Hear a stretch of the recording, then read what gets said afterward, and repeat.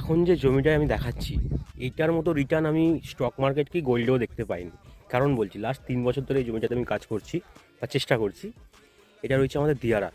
ডান দিকে গেলে দিয়ারা স্টেশন, এখান থেকে 1.5-2 কিলোমিটার মতো, আর বাদিকে গেলে আমাদের দিল্লি রোড, মোটামুটি 1.5 কিলোমিটার মতো। এই জমিটা যখন প্রথম আমি আসি তখন এটার দাম ছিল 60,000 65,000 টাকা করে কাটা।